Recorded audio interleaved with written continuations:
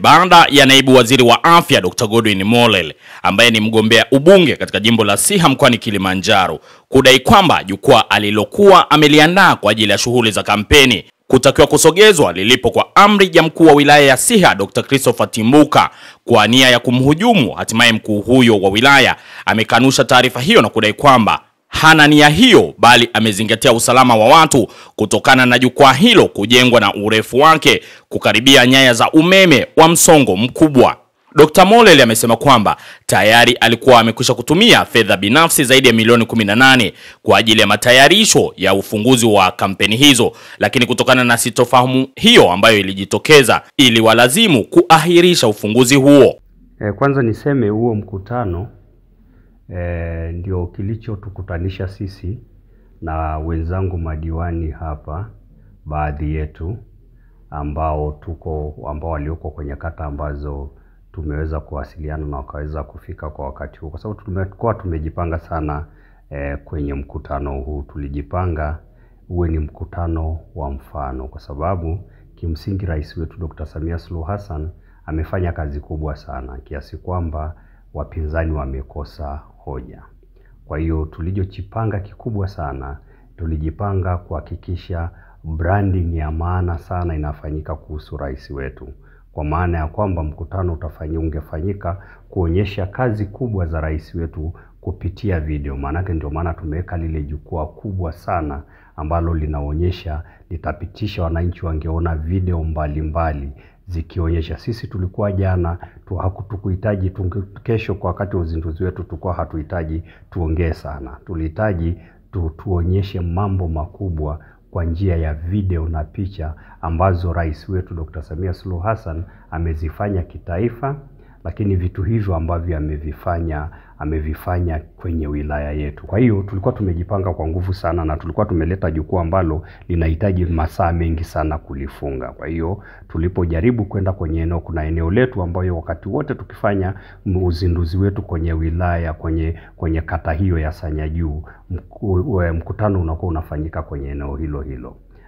Na wakati amekuja uzinduzi wangu wa kwanza, alikuja Lukuvi akiwa mgeni rasmi, na pale inazindua amekuja zaidi ya viongozi 4 wa kitaifa na wakazindua mkutano kwenye eneo lile lile. Lakini cha kusikitisha, tumekubaliana kwenye chama kamati ya siasa na wote tukakabiliana na polisi, OCD na CDC akaja, tukakubaliana wakati tunapanga kuzindua mkutano kwenye eneo hilo, tukakubaliana tuzindulie pale, na tulikwenda wote kwa pamoja tukakagua, tukakubaliana.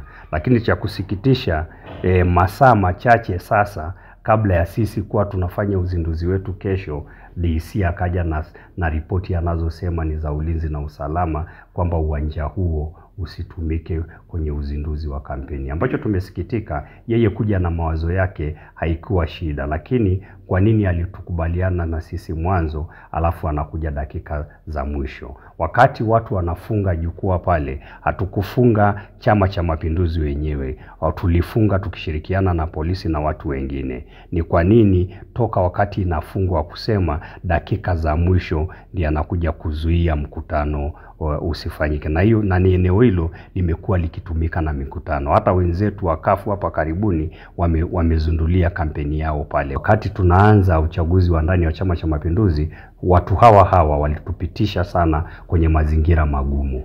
Nimeamua kusema haya kwa sababu imeleta taharuki kubwa, kwa sababu wilaya ilikuwa imejipanga kwa ajili ya kazi hiyo kubwa sana. Gharama jukwaa peke yake, gharama ambazo ni pamoja na kuweka zile skrini, na mambo mengine, jukwaa peke yake na pamoja, kwa maana unalipia lile jukwaa, lakini unalipia zile skrini kubwa ambazo tulipanga tuonyeshe video za rais, mambo mengi rais ameyafanya kitaifa kwenye miradi mbalimbali bila kujali ni wizara mkapi, lakini miradi yote mikubwa ya kimkakati tulipanga kuonyesha kule, na miradi ya kiwilaya. Ukijumlisha hivyo vitu vyote unakuta ni milioni 12, lakini ukichukua sasa shughuli zingine ambazo tumezitumia kwa ajili ya utayarishaji kwa hizi wiki zote mbili ambazo tulikuwa tunatayarisha, ni milioni 18 tumeshatumia. Na Bahati mbaya tumeshatumia milioni 18, najua ingezidi zaidi ya hapo. Ilikuwa sasa tuendelee kutumia hela tena kwa ajili ya mambo mengine, kwa sababu ilikuwa kuna mambo mengi yanayofanyika, kwa maana kuanzia leo usiku mpaka kesho wananchi wanavyoendelea. Actually ingekuwa zaidi ya hapo, lakini baada ya kufikia milioni 18, maana yake kwa hatua aliyoifanya DC, sasa Chama cha Mapinduzi kimeenda kupoteza milioni 18 bila tukio ambalo walilipanga walifanye kwa nguvu kufanyika. Lakini wito wangu mkubwa ni kwamba ni kumuomba Mheshimiwa DC kwamba nafikiria amefanya mengi ambayo sihitaji kuyazungumzia hapa. Wito wangu mkubwa ni kwamba hapa sasa hivi sisi tunatakiwa kutafuta kura za Dr. Samia,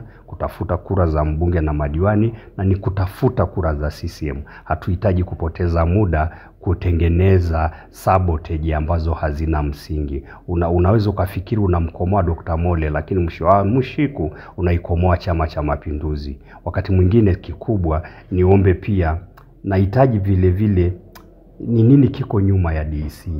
Wala hayana ukweli. Mimi nashangaa, hata mimi nashangaa kwa sababu anaposema si mambo si jukwaa nini lilijengwa chini ya umeme wa high tension, na likiwa limeenda juu, wenzetu wa TANESCO wakatuambia hapana.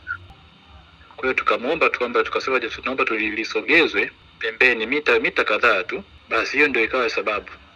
Anasema kwa nini litoke hapa lisogezwe hapo ndani. Lakini sasa lilipojengwa ilikuwa ni kwenye high tension umeme. Kwa hiyo TANESCO wakatushauri na wakatutumia ujumbe, na hapa mnapojenga jukwaa tena la chuma linaenda juu sana, limekaribia nyaya, ni hatarishi, sisi tunaogopa maafa yatakayoweza kutokea.